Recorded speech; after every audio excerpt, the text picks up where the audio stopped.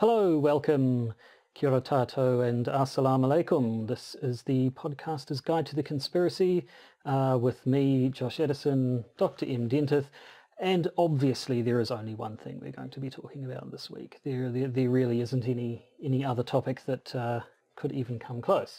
And also, because we often have a kind of light-hearted look at the news, it's fairly hard to be light-hearted about this week's topic. Yeah. So for those of you who aren't listening to this in real time, let's say listening in a few months' time or a few years' time, we'll be talking about the Otautahi or Christchurch mosque shootings that occurred on the 15th of March 2019 in our country. In our country, yes. So this episode is not going to be a barrel of laughs, I can warn you right now. We're recording on the 21st of March, so tomorrow will be the 1 week anniversary of it. Happened basically the day last week's episode went up, I think. Yeah, around about 1:55 was when the news started to come out on the media. And of course what made it particularly depressing, apart from the fact that 50 people were killed by a terrorist walking into two mosques, was that was the day of the climate strikes, where students across the country were striking to show that there is increased interest by the youth for fixing the climate. And of course, what should have been a day of good news, celebrating the fact that we need to do something about climate change, turned out to be a day where we're talking about white supremacism and white nationalism due to the actions of a terrorist whose name we will not be using in this episode. Indeed. I think we'll just stick with the killer, terrorist, Or white supremacist. white supremacist, Wankstain, I'm quite fond of, shitstick, silly bundle of fuck pudding, Yeah. cheese eating. Anyway, Yeah. I could come up with epithets for a good 30 minutes or so, but that might not be the most constructive use of our time. Now, of course, this is the podcaster's guide to the conspiracy. There are lots and lots of things that could be said, have been said, and will be said about this event, but for our purposes, we want to look at the conspiracy theories around it, which sprung up pretty much immediately. Yes, in fact, as someone who studies these things and knows where to look. So I got the news at 1:55, and actually after checking in with people, so one of our friends was down in Christchurch. Nick was down in Christchurch. Yes, yeah, so yes. My initial timeline for this was seeing breaking news on Twitter, a shooting in Christchurch, which I assume was going to be a farmer, because most gun violence goes around farms, particularly in the South Island. And then our friend Nick texted me to say I'm 2 kilometres away from the mosque where the shootings occurred, and that was the point where I went, oh dear. Yeah. And after having a little bit of rage, I then went online and looked in the usual places, Reddit, Reddit, and the like, and the conspiracy theories, mostly false flag theories, were already in abundance. Yes. So I think there are probably two angles to look at from this perspective. First of all, the usual false flag stuff that seems to be just the way things go whenever there's any sort of a mass shooting anywhere these days.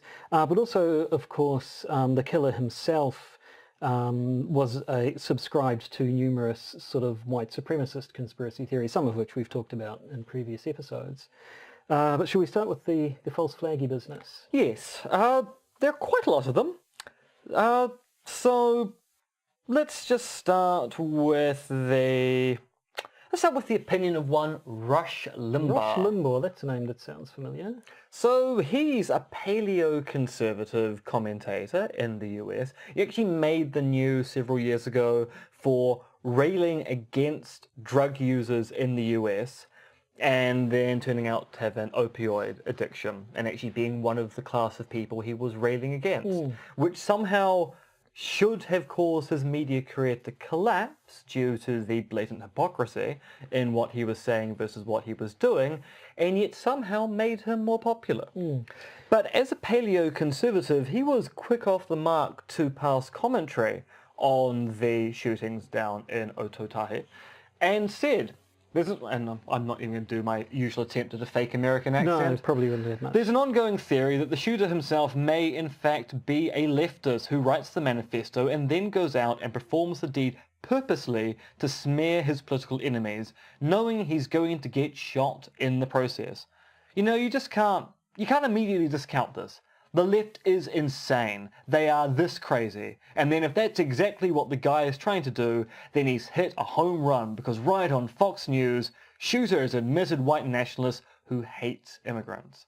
Now, Limbaugh is saying this on no evidence whatsoever, None other at than the all. fact he hates people on the left. And so because he hates people on the left, ipso facto, it's quite possible that they engineered the shooting. No evidence, Yes, just no. the suspicion that, well, left-wingers are evil, ipso facto, they have faked the shooting, or they did it themselves. Yes, so all he's going on is the headline, the shooter is an admitted white nationalist who hates immigrants, which is consistent with a left-wing false flag theory. It's also consistent with the shooter being an admitted white nationalist who hates immigrants. There's nothing about it that could get you down that line, could get you running that line unless, as you say, he's already predisposed to believe it. But so Lefty's done it. That's one false flag theory, but there are a bunch more.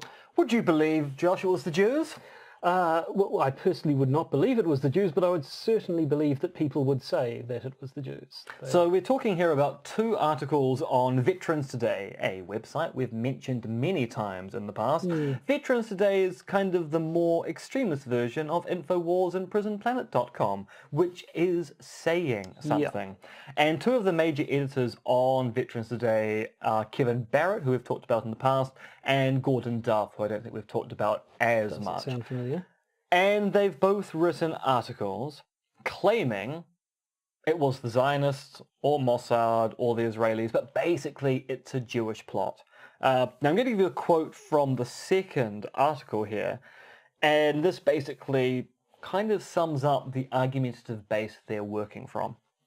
Whether or not Zionists directly orchestrated the New Zealand massacre, they are still responsible for it. Maybe they hypnotized the neo-Nazi killers, MK Ultra style, and unleashed him. Or maybe they just let the 9/11 mass hypnosis operation do its work in planting intergenerational Islamophobia into the Western unconscious. Either way, they did it. All capitals in they did it, it should be said. Yeah. Just in case the tone of unhinged craziness wasn't entirely obvious. So this is an example of an unfalsifiable claim. Yes. Whether or not the Zionists orchestrated it directly, they indirectly orchestrated it. Ipso facto, they orchestrated it. Another time I would be interested to go into the 9/11 mass hypnosis operation and what that's all about. And also the claim of intergenerational Islamophobia. Now, 9/11 was 2001, wasn't it?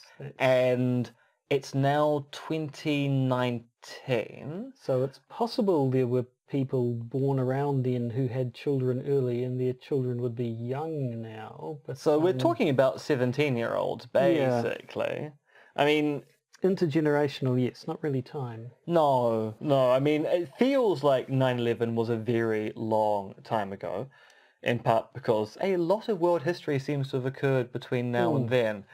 But 2001, well, actually I should say 2019 minus 2001, it's not even September. Yep. So it's not even 18 years. I think you've blown this open. What really doesn't fit about this theory of MK Ultra programmed assassins and 9/11 mishypnosis is the fact that the dates just don't line up. But the other editors, I think the quotas gave us the Kevin Barrett piece. We're now going on to the Gordon Duff piece. So the Gordon Duff piece is slightly more measured. Yeah, but also slightly. Really, really weird. So he claims the terrorist is actually 42 and not 28 or 29. 20-something. Yeah. For no particular reason other than he must be lying about his age. And also because he wants to try and fit the shooter as being an immigrant from Israel into Australia. So for those of you who aren't aware, the terrorist in question is Australian by birth, but has spent the last wee while living down in Christchurch. So Gordon Duff wants to basically try and make the shooter's timeline fit his own personal timeline of the terrorist parents being Jewish and from Israel from a particular point in time, so as to move the age of the shooter up to 42.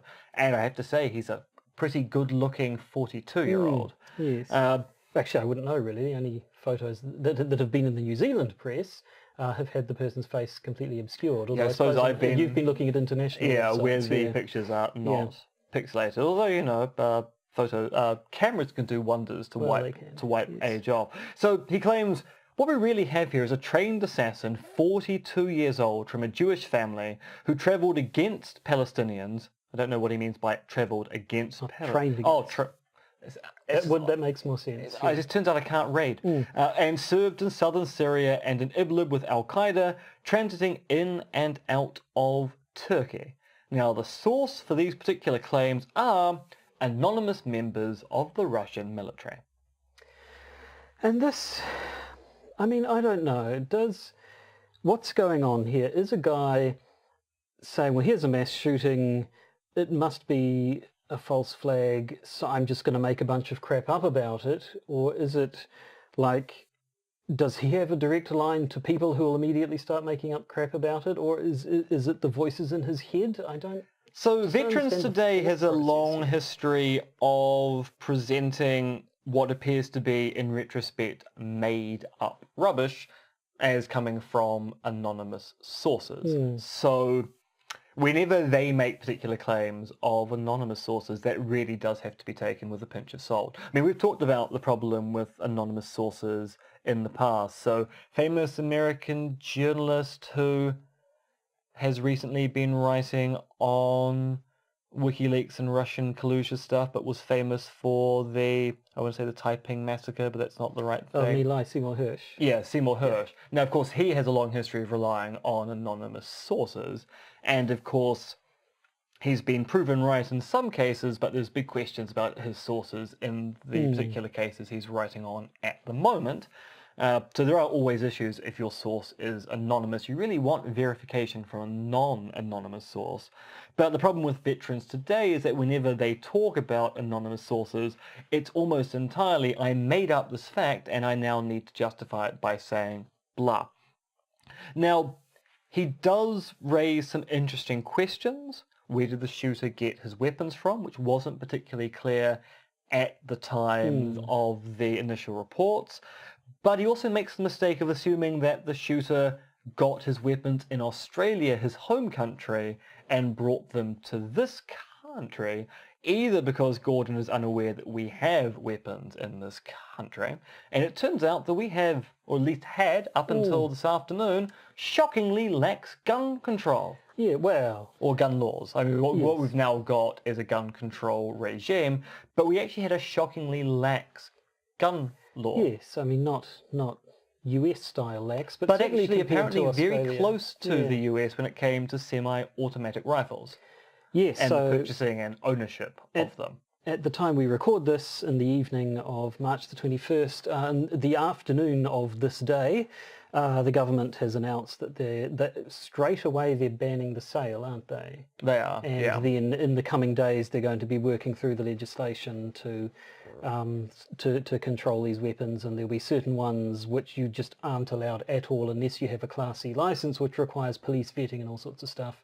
They sort of, acknowledge that yes, sometimes these kinds of weapons do actually have a use in terms of culling herds of animals and stuff, but generally no one should have a reason to get them, so they're going to control those fairly severely. But before that, I mean, we've sort of been comparing ourselves to the Australian model, where of course Australia, after the Port Arthur massacre in the late 90s, tightened up their gun laws quite substantially and had a big buyback of guns, which our government is now talking about doing as well. So of course immediately following the events, there was talk that is the government going to start introducing stronger gun control laws, which caused a whole bunch of people to go out and start buying guns while they still could. Which was disturbing. Yes, and also kind of silly because they're not going to be allowed to keep them, are they? Yes, and by law, if you buy a gun, that purchase has to be registered. So the police are going to know who bought the guns, and there's an amnesty at the moment if you want to hand your guns in, but that amnesty will eventually run out, and then the police will have a list of, so, this person bought 5 guns, and they haven't handed any of them in.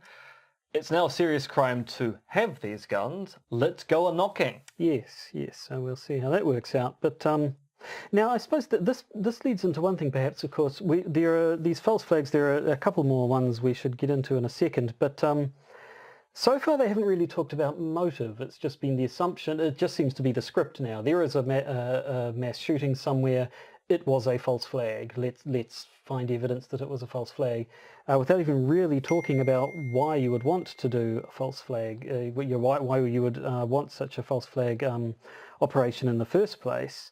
But generally when such a motive is brought up, it's usually because they're trying to scare up gun control and possibly, so they can then disarm the masses so that they can enact their New World Order population control wackiness. But in the US at least, this always seems weird because nothing ever happens. So all these false flag events over there that are supposedly designed to bring about a change in gun laws don't. Here though they have. So has that had... So I had a quick look at Reddit and said it. I decided not to have a look at 4chan because it just leads me into depression. And, and 8chan, not even going to touch that at this particular moment in time. And there are pre-existing threads on Reddit r/conspiracy and said it about how we were once number one for liberty, but now they're taking away our gun rights. But there's nothing particularly new or striking. What is interesting is that basically all of the hunting organizations and federated farmers, which is effectively is the union of farmers in this country, have come out on side of the government saying, yeah, we can just use bolt rifles for the kind of culling we need to do. We actually don't need something that spits out 7 bullets in quick succession. So by and large, even the people that you'd expect to be somewhat hesitant, and the people who in the past have been stridently against some form of gun control, have gone, yeah, this event kind of has changed everything that we thought, so we're on board with the government and we'll just use slower guns for the practical purposes we need them to be used for. And definitely we don't have a Second Amendment culture here. Yes. It's always kind of been, it's a privilege to own a gun, not a right, in Aotearoa, New Zealand. And it seems that that's come home to roost. People go, yeah, well, that privilege kind of gets taken away when you get an event like this. Yeah. I mean, personally, I don't think... Oh, no, hang on. I was going to say I don't think I've ever seen a gun with my own 2 eyes in this country. It wasn't until I travelled around Europe and stuff that I saw people carrying weapons. But I think I have vague memories of skeet shooting at an uncle's farm one time. So I think that might be the only time I was actually in the presence of firearms in this country. So see, I actually grew up with a gun in the house. My father had a gun. Well, he was he Navy or did he just... but merchant Navy, Navy. So he wasn't a trained Navy SEAL. No, he had a gun and it was registered and it was kept in different parts of the house. So the ammunition was in one location, the gun was in a completely different location as is kind of required. So yes, I always knew there was a gun in the house, and I've used guns. But nevertheless, quite a different culture here to, say, the United States, which we find... I remember my brother went overseas. He lived with friends in upstate New York for a short while he was around there. So it wasn't not New York City, but sort of out of it far enough that the people there actually did go hunting and would, kill a deer at the start of the season and eat that for the next however many months. It was all. But the family there apparently did. They slept with handguns by their bed at night, and if they got up in the middle of the night to go to the bathroom or something would take their guns with them, which to them was just a sensible precaution. To us just seemed utterly bizarre. And my brother was like lived in fear that he was going to go to the bathroom in the middle of the night and get mistaken for an intruder. I mean, in shop. I'd be concerned, given sleepy going to the bathroom things, just shooting myself in the bathroom, whilst I thought I was actually wiping my bottom. Well, yes, you never know. But now, sorry, returning to your list of false flag theories, the next one on the list says us. Oh, is that us in capital letters, or is that the US? It's the US. Actually, Right. I want to point there's actually one more one on more the list on the Zionism one? which is basically, and this is just a bizarre one. So this comes from intellectualobserver.com, and there's a kind of motto on the internet. You have to describe yourself as being an intellectual on the internet. You're probably not. And it's simply a claim that there was a fifth suspect who's fled from Christchurch to Jerusalem. And Based on nothing. They don't give any evidence of there being a fifth suspect. They simply say there was a fifth suspect who has fled to Jerusalem.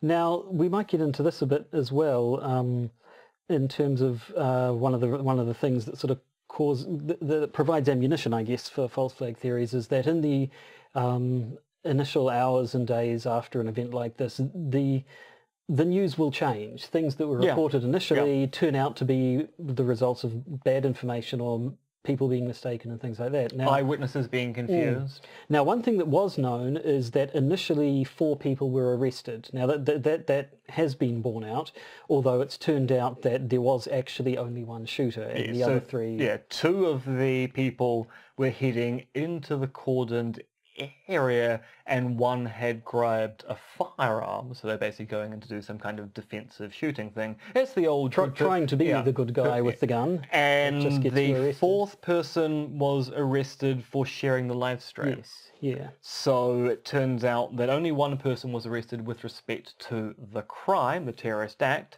1 person was arrested for an associated crime, sharing objectionable material. We'll talk about that in a minute as well.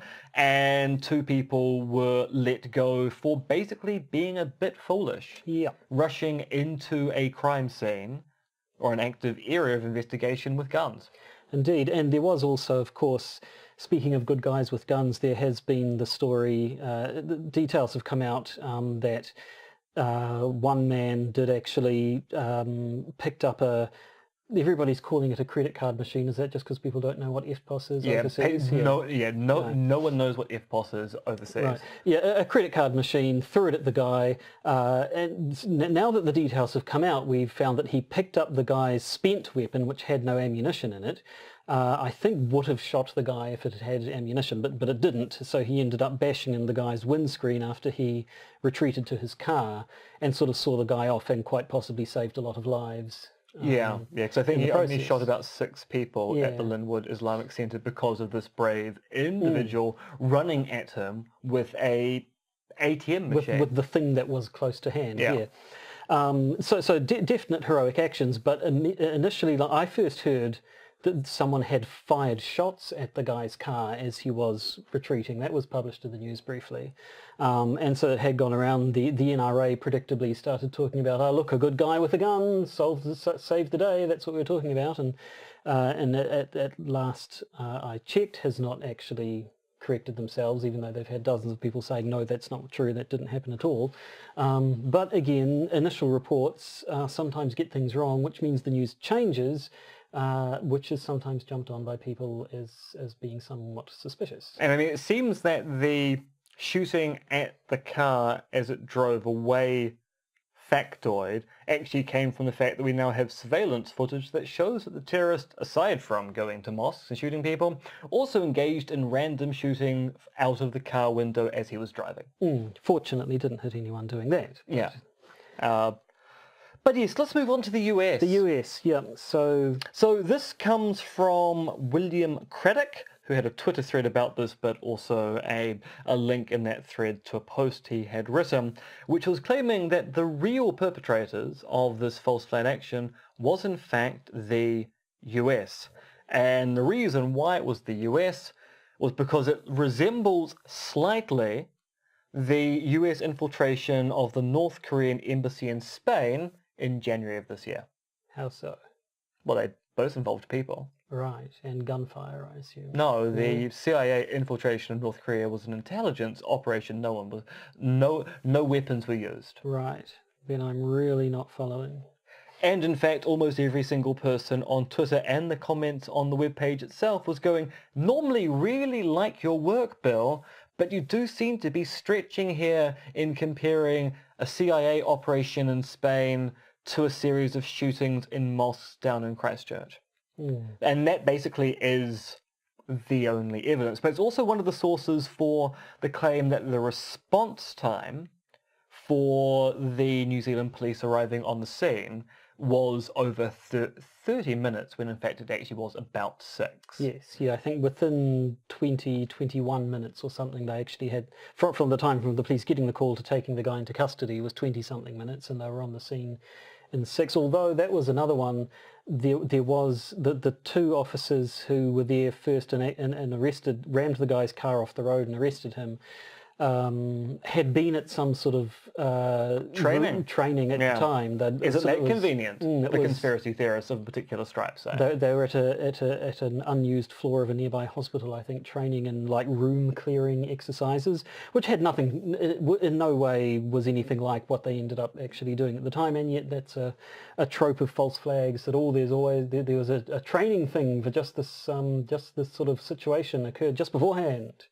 Although it's important to note, one of the rationales as to why that training may have occurred, and I don't know this for sure, but it seems likely given the available evidence, about 2 weeks ago, there was a live shooting incident down in Christchurch. So there was, yeah.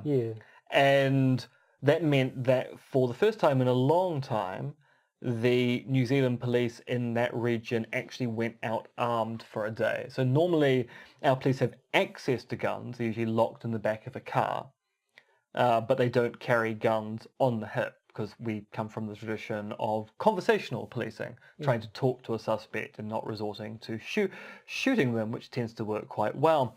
And because of this particular event, police went out armed for a day. And then people were going, why are you armed? Because you're not trained to be out with guns all the time, which of course had led to questions the police need to do more firearms training if events of this kind of rogue shooting are about to occur.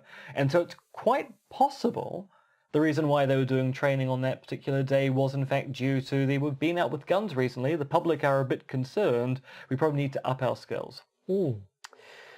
Yes, so it's, and then, I mean, there was a bit more of the usual suspects. Some people thought maybe it was a Muslim false flag thing. And Alex Jones thought that. Alex Jones, who was doing kind of breaking news on it, did news that maybe it was the Muslims doing a false flag against themselves. Freemasons, the gays, because some people don't like. And it turns out actually homosexuals get blamed for events in Christchurch all the time. So and floods and actually the Freemasons got blamed for the earthquakes as well. Did they? This is a footnote in something I wrote ages ago.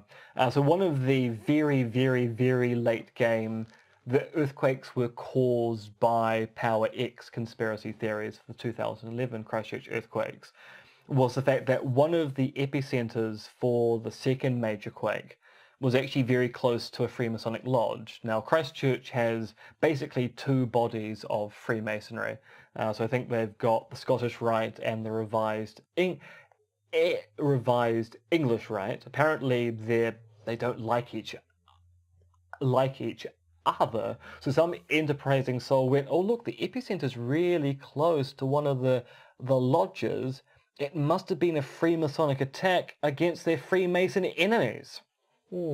Makes perfect sense. And so yes, Freemasons and the gays get blamed for a lot of things that go on down in Christchurch. I assume gay Freemasons must have a particularly hard time, if there are any. I have met gay Freemasons. Well, there we go. So, but not in Christchurch. Did they cause any earthquakes that you know of? Only in my heart. Right, well, that's okay.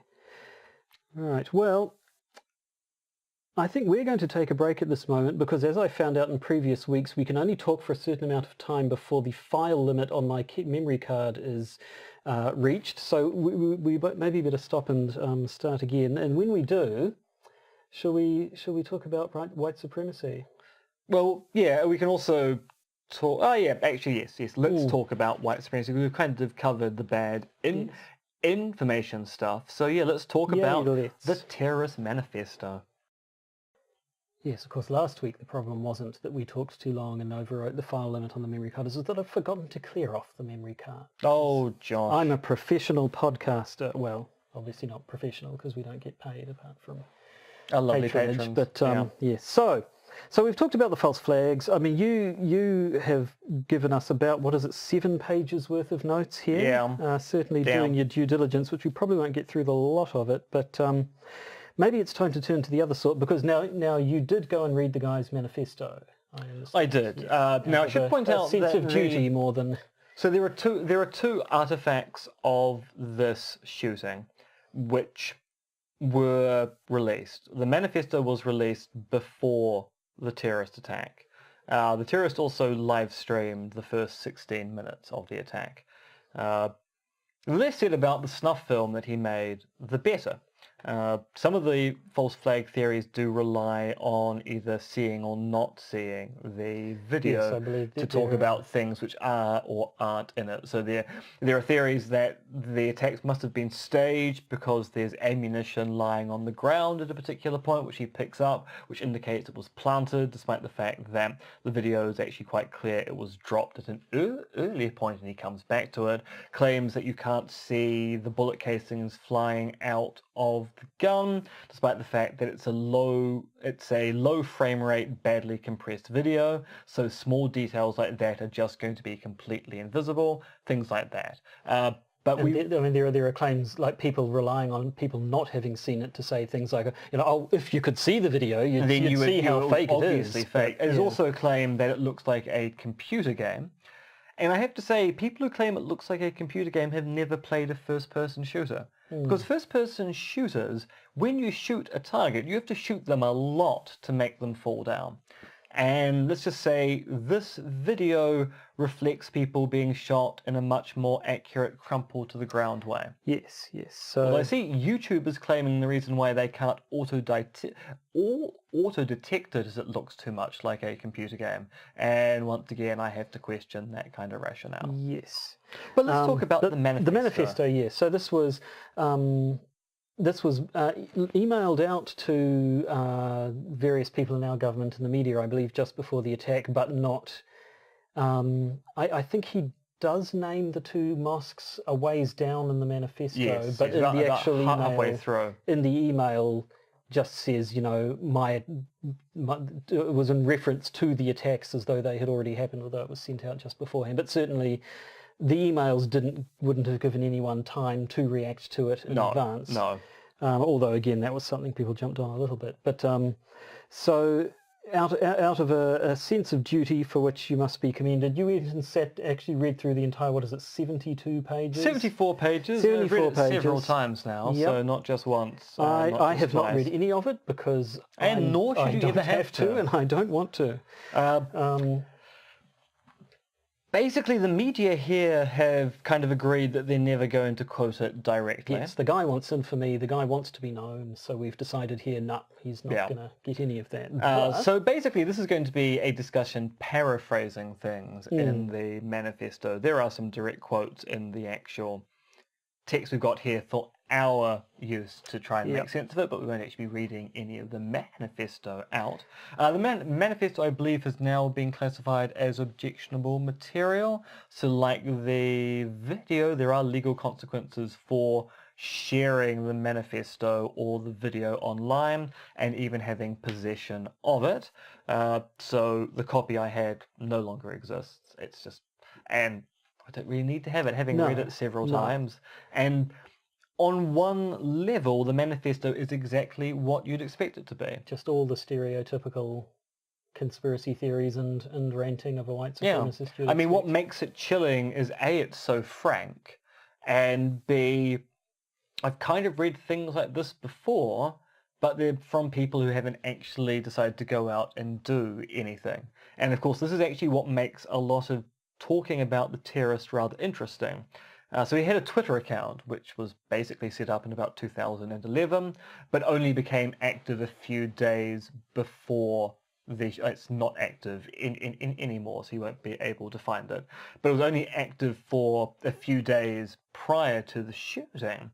And it's kind of chilling to read because once you know who's behind it, suddenly all of the racism in it seems a lot more sinister than the same stuff you find by people who haven't gone out and killed people. Suddenly the reframing of that Twitter account by this person has killed 50 people with a gun, as opposed to this person's just a racist, really is quite frightening. I have heard that it's a manifesto for the internet age, that it's a bit sort of memey and refers to...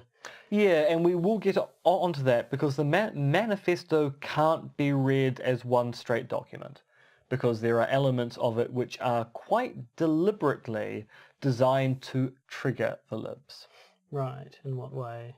Well, let's go through it. So the manifesto is called The Great Replacement, and that's because the central tenet of the terrorist theory is the Great Replacement hypothesis. The white genocide. Yeah, they claim that birth rates in the West are declining, so whites are disappearing, and our countries are being invaded by non-white people, non-European people. And I'm saying non-white, non-European here because there's a whole racist thing which exists in the whole white supremacist movement as to whether people like Italians or the Irish actually count as being properly white.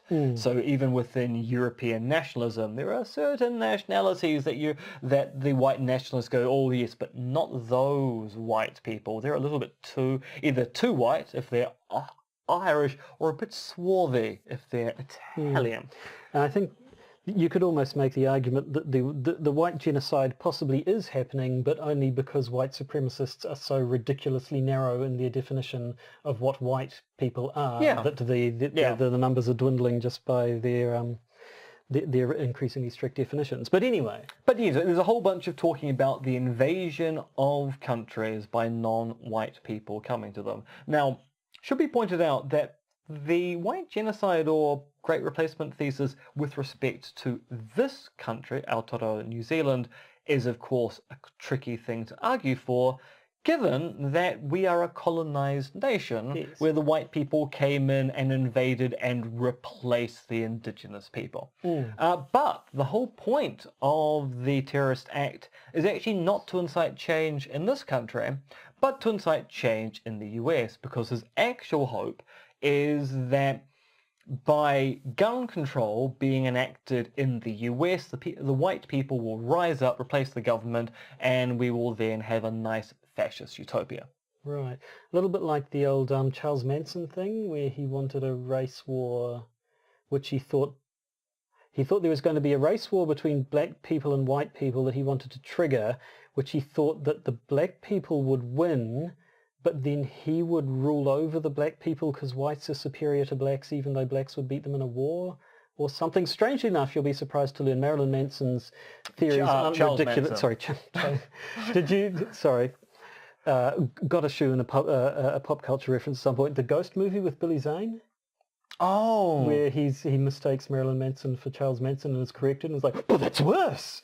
Anyway, go and see that movie. It's and watch Curfew, which has Billy Zane in it, and it's the most perfect Billy Zane role of all. I've never seen it was a bog standard horror ghost movie that gets turned into a comedy by the force of Billy Zane's personality alone. Anyway, Charles Manson, full of shit, much like the killer here. You'll be surprised to learn. Now, because he's Australian, he does spend a large chunk of the manifesto about how Australians and New Zealanders are essentially Europeans. And then has a really, really big go against Turkey.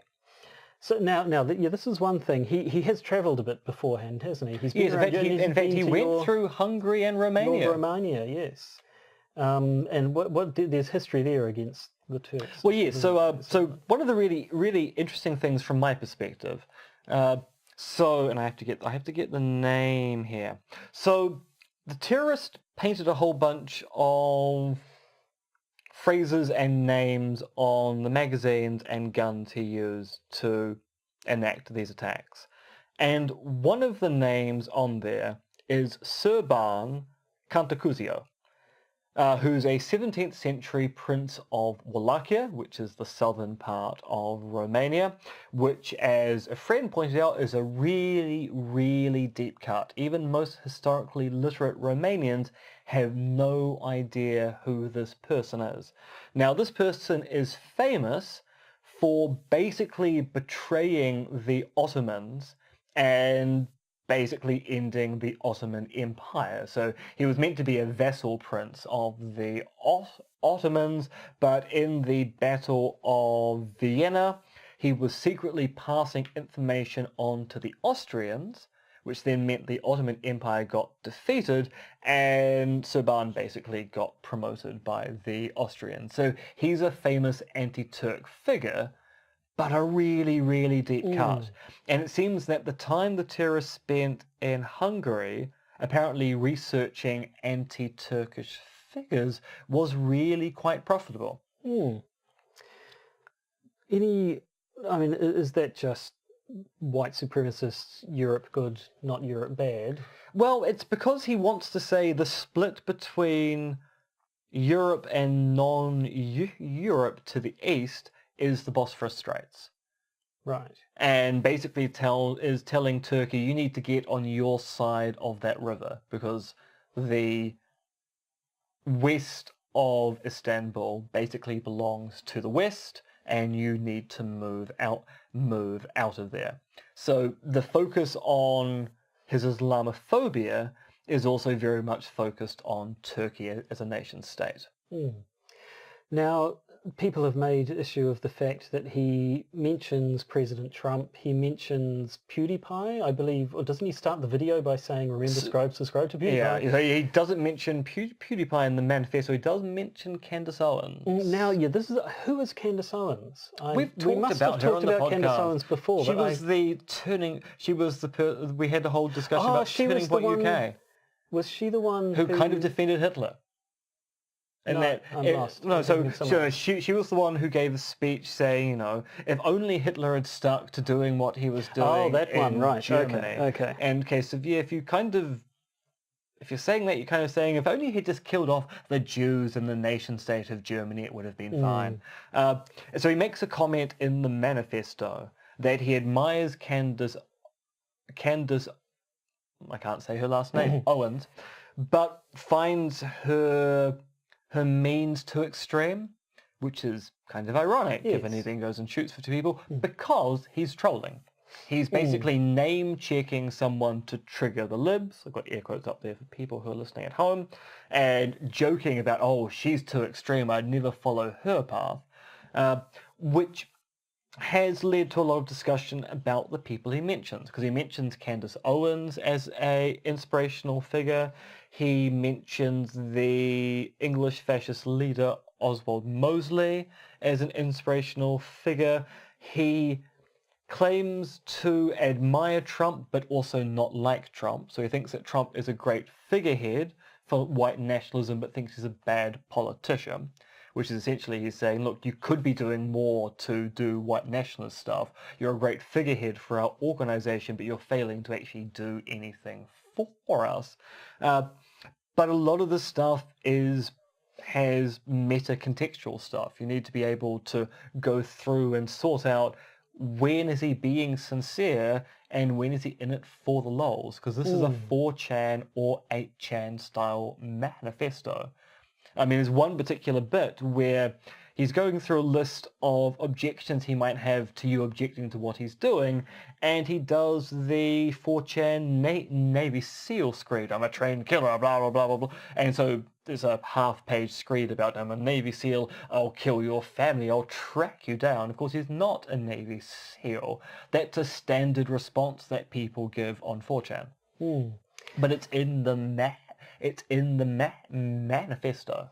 Yeah, I mean, some people have pointed out that the sort of the trolley nature of it, there's a lot of attention grabbing. Certainly, I mean, the PewDiePie reference means that now the PewDiePie, if you're our age, you might not know who he is, despite being, he's still the biggest YouTube channel. He is indeed. Yep.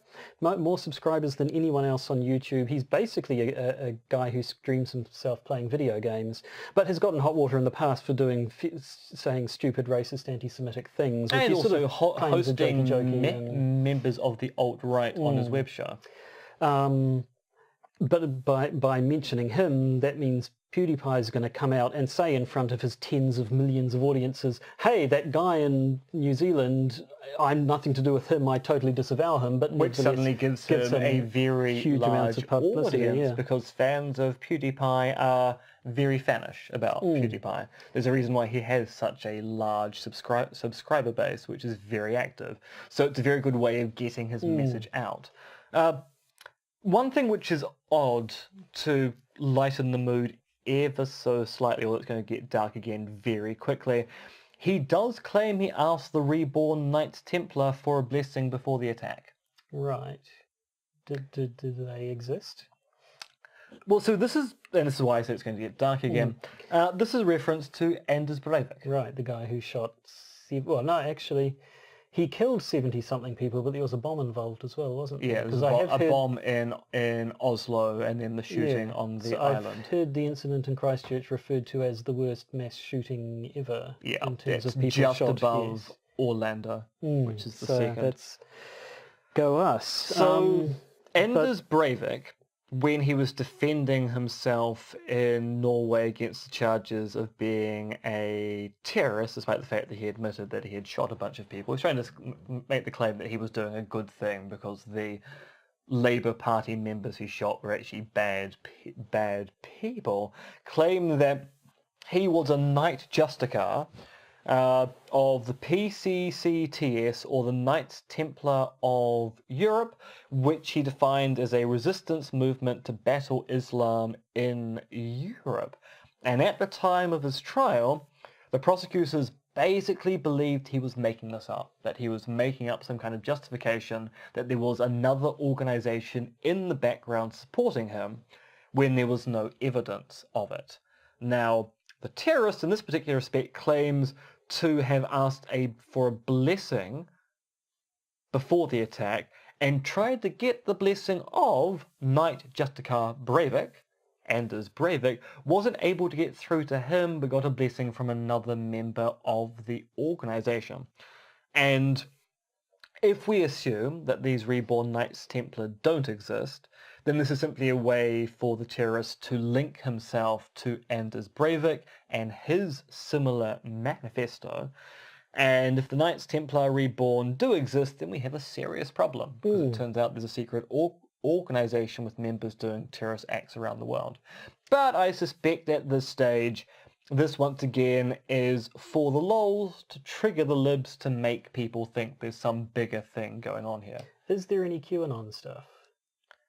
No, actually. Although, I mean, there are QAnon theories about this, yes. But there's no reference to QAnon in it. In fact, he has a big, long thing about conservatism in the US. I think it's fair to say that QAnon is kind of associated with conservative political philosophy as being dead and a completely useless thing. He wants us to engage in eco-fascism.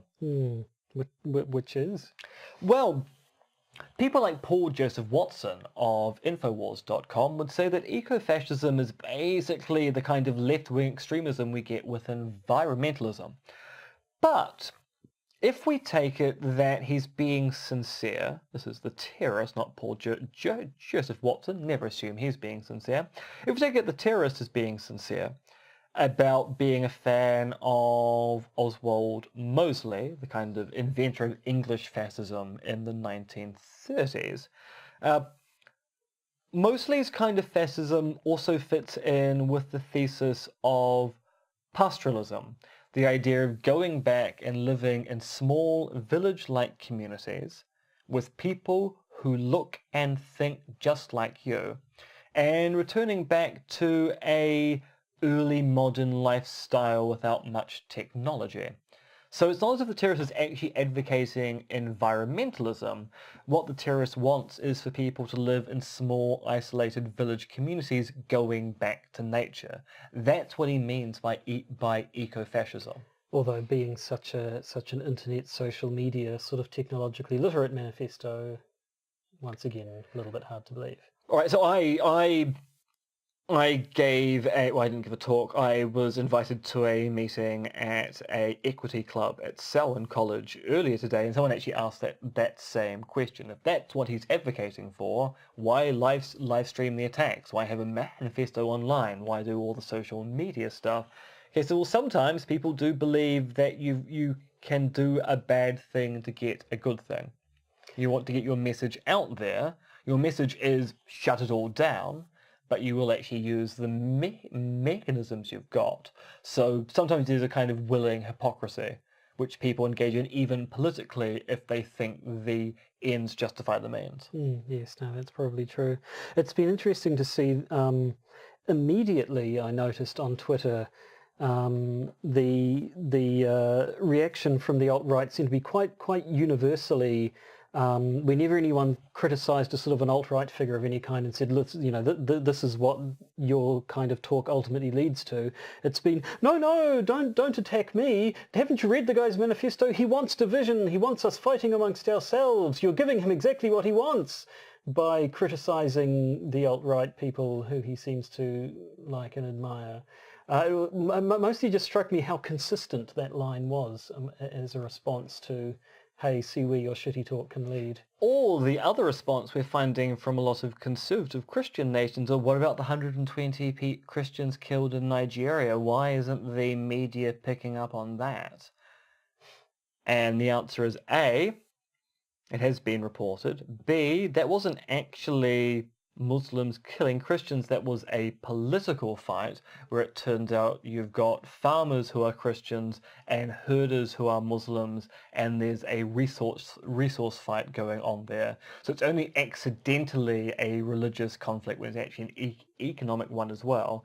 And also, in this country, we're kind of allowed to talk about an event which actually happened here. Yes, we are.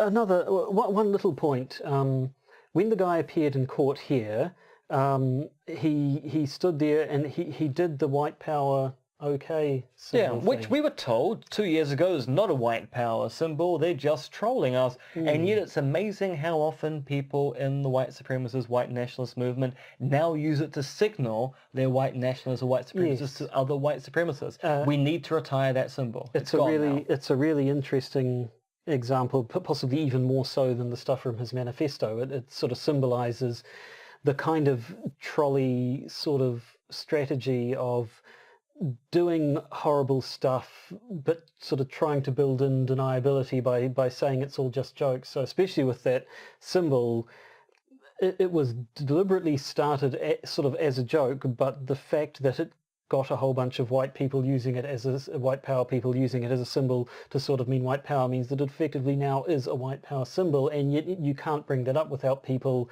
either posting photos of left-wing, Barack Obama and Alexandra Ocasio-Cortez and whatever, all doing that symbol to the camera and saying, haha, look, or indeed just posting screenshots of the original Reddit post saying, hey, let's make a joke out of this. So it's sort of, it builds in its own sort of defense. Which is precisely the point. I mean, there's a lot of discussion about the way the alt-right operate in this kind of propagandistic notion, which is you kind of want vague statements that you can then easily go, no, but actually, I mean, to a large extent, this is how the whole Jordan Peterson thing works. He will make a vague statement with a clear implication, but because he never actually makes the implication explicit, when you say, what do you mean by that? Is it, no.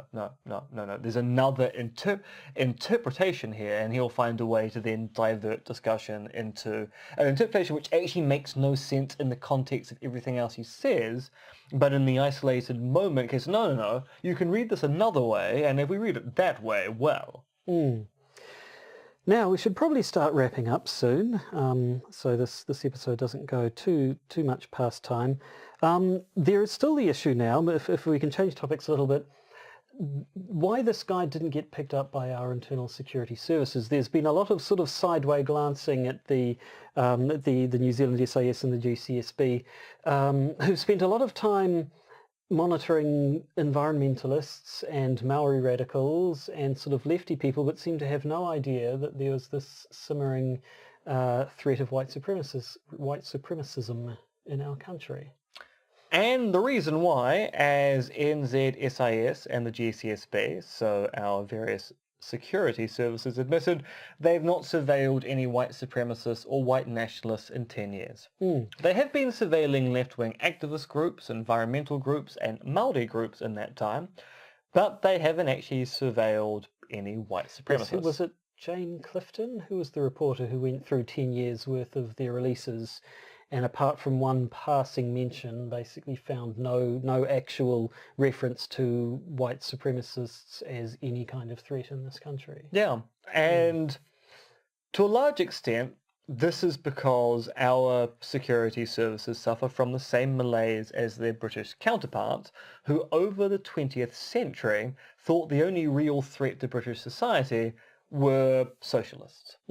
So basically, if you were on the right, you were pro the establishment, and thus you weren't a threat to the nation state. Socialists were the anti-establishment groups, so we'd keep an eye on the anti-establishment groups, except it turns out that, as we've seen in recent years, a lot of acts of terror within Western nations have been committed by groups with conservative leanings. Yes, I don't know the stats in New Zealand about any events like this, but I've seen the American one where it was like 74% of attacks over the last few years have been from right-aligned white supremacists. Yeah.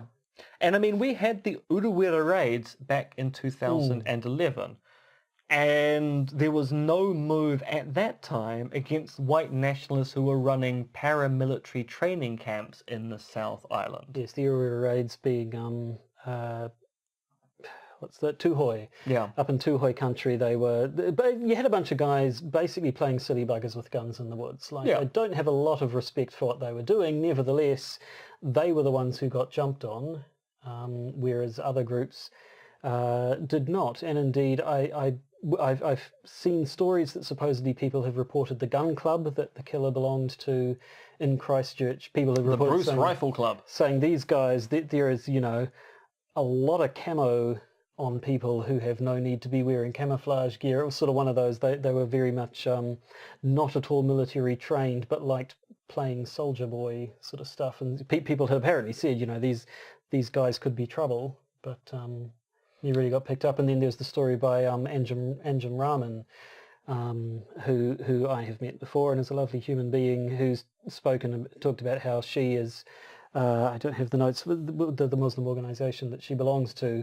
had gone to our security organisations here and said, hey, look, we think there is a problem here. They'd sort of got time with them, sat down and talked about it with them, and then seen nothing come up. Yeah, and actually a lot of reports of that type of, I gave them evidence of. I mean, in defence of what happened up in the Uruweras, it was basically an activist training program. There was some gunplay being engaged there. In part, it was a kind of exercise for training people to be able to move under threats. It wasn't because they were training to kill anyone. They were just doing military drills as a kind of coordination exercise. But because the police were intercepting them because of the threat of terrorism, they then interpreted things such as an assassination attempt against George W. Bush, which was to build a catapult that would launch a bus onto the former president's head. Which is quite obviously an example of drunk talk. Okay, so how would you kill President Bush? Build a catapult? Yeah, what would you fire? A bus? Pretty big catapult. Oh yeah, he's a pretty big president, eh? So that interception was going on, but the white supremacists, not so much. Now, immediately after the attack, NZSIS made murmurs that maybe the intelligence failure was due to underfunding, although as Felix Marlowe, former journalist now working for the civil service, pointed out, NZSIS did not spend its full appropriation in the last financial year. So they had an appropriation of around about $89 million NZ, and they spent 63. So if they're underfunded, you kind of expect being underfunded you spend right up to the line, as opposed to we're underfunded, so we're going to spend even less money. That's not how things work. No. So yeah, there's a couple of organisations in this country who have definitely got some splaining to do. And there is going to be a commission of inquiry as to exactly what occurred. There are questions as to whether the heads of those organisations should offer their resignations as a matter of course. It's kind of expected in the UK a failure of this type would lead to offers of resignation. Whether they're accepted is another matter entirely, but there are going to be inquiries as to why this was not picked up, and also why other members of the Five Eyes network that we belong to did not pick this up, because he travelled through Five Eyes countries, so surely flags should have been risen about him. Does that make sense? Flags raised? Yeah, flags should have been raised about him. And they obviously weren't. And or if they were, none of the information ever got back here. Yes, and even the police, who there is no doubt definitely did the job and did it well on the day, but they were quite happy to raid Nicky Hager's house when he was merely a witness in a case. Like, he wasn't even accused of anything, but a well-known sort of left-wing activist type. And yet the roofing installation company in Christchurch, which advertise insulation at $14.88 a metre. And had a particular symbol with a Nazi heritage as its company logo as well. They were apparently driving their van around Christchurch for years. Did you see that the owner of that company has been arrested for sharing the video as well? Yes. So So now they're paying attention to white nationalists and white supremacists in this country. A little bit too late. So, probably about time to wrap things up. A dark day for New Zealand all around, that much is sure. But an interesting example, and maybe sort of 10 years from now or something, when there's a bit of distance, this will make a very interesting case study into conspiracies and false flags and all of that sort of business. But, I mean, I've written one public article for the spin-off on this, and having made 7 pages of notes, at some point I'm probably going to write something more academic about this, although not right now because it's all an emerging story. Well, it is, yes. And some of these conspiracy theories will grow or change with time. This will be quite interesting to see which ones completely disappear and which ones either survive, which ones mutate into various versions. But it's kind of suddenly become a personal story, because suddenly we have a false flag in our backyard in a nation which isn't really used to this kind of thing, or at least not used to this kind of thing in recent history. We are a nation built on racist violence towards our indigenous people, including massacres of those indigenous peoples when we wanted their land. But we made sure we kept all that bad stuff to a while ago. I mean, there's been land seizures in intervening years, and of course systemic racism denying people the vote for long periods of time. But the actual killing of indigenous people, we've tried to keep that to a minimum for the last century. And this has kind of woken up a whole bunch of stuff in our country, including we need to deal with our racism problem. Yep. But for the immediate context, that's about us for now. We're going to do a patron exclusive bonus thingy now as well, although we may end up releasing it a bit. So I think it'll be an interesting. So we have the ability through Patreon to basically silo an episode to patrons for a short amount of time and then make it available to everyone. And I think in this particular case, and I doubt our patrons are going to disagree with this, the bonus content is something we'll make available in a week's time. And that bonus content is going to be looking at a list of apparently 8 unique features that show this is a false flag, according to New Zealand's premier conspiracy theorist, not conspiracy theory theorist, that would be me, Yes. Vinnie Eastwood, who is now convinced that this was a false flag for 18 reasons which I don't think are very convincing. Yes, well, we'll look at that But we'll next. And explain why in the bonus episode, which patrons can listen to immediately, and the rest of you can have in a week's time. Wow, yes. So until then, if you're in this country, and indeed if you're not in this country, look after yourselves and indeed your mental health in a time such as this. Hopefully next week we can talk about something a little bit more cheery. That would certainly be nice. Yeah, let's hope there actually aren't any other events. Well, now and then. yes, that would be good. Yes, I'm keeping tabs on the guy who shot the head of the Gambino mafia family in America, flashing QAnon signs at his court appearance. It's a murder, but there is some comedy there. Yeah. So we'll see. What we need is simply a single death. A funnier murder would be nice. A single not one death. of these. I mean, you can have fun with a single death, but with 50, it's just too hard. So yes, we'll see what we can come up with next week. But until then, goodbye to you all, and good night. And remember, sometimes all you've got is gallows humour. Mm-hmm.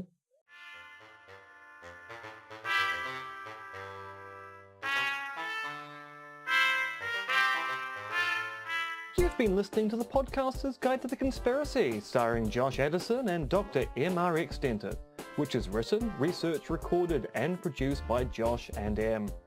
You can support the podcast by becoming a patron via its Podbean or Patreon campaigns. And if you need to get in contact with either Josh or M, you can email them at podcastconspiracy@gmail.com or check their Twitter accounts, Monkey Fluids and Conspiracism.